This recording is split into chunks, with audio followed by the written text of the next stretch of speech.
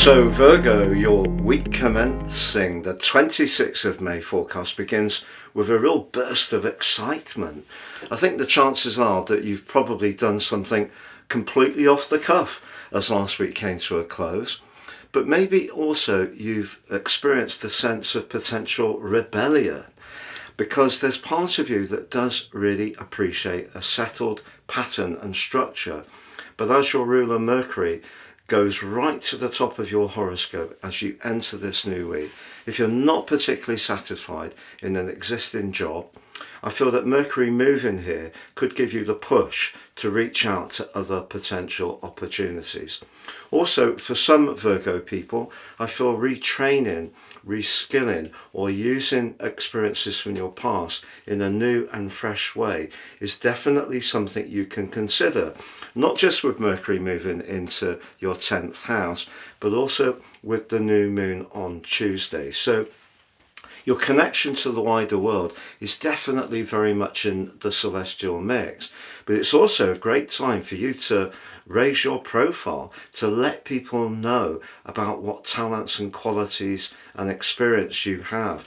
And in fact, the more experience you've got, the more you're going to be in demand. It's just because of that restless start to the week with Mercury applying to Uranus. If you do feel penned in or held back, you're in some kind of situation where there seems to be a glass ceiling that you can't get beyond, this may be the time to be much bolder in your approach.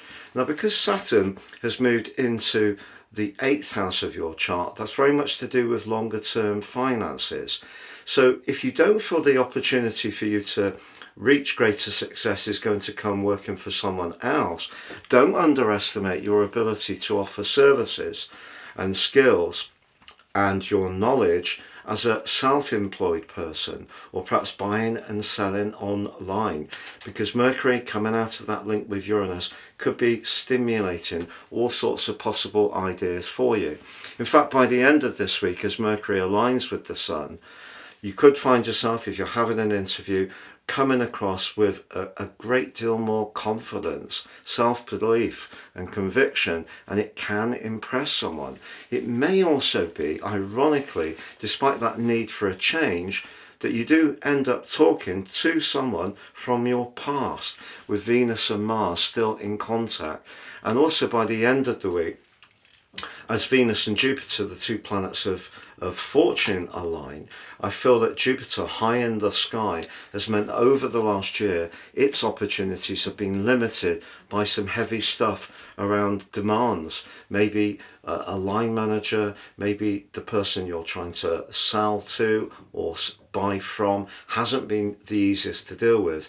But at the end of this week, if you've shown persistence, you've stuck in there, and you really have learnt your skill set to the nth degree, and if you have the confidence to share that, there is going to be someone who wants to recognise what you've done and spring an accolade or some kind of reward upon you.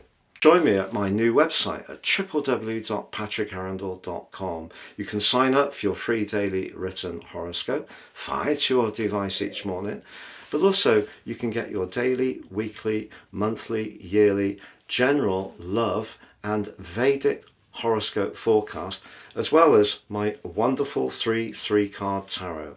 Please see below for more.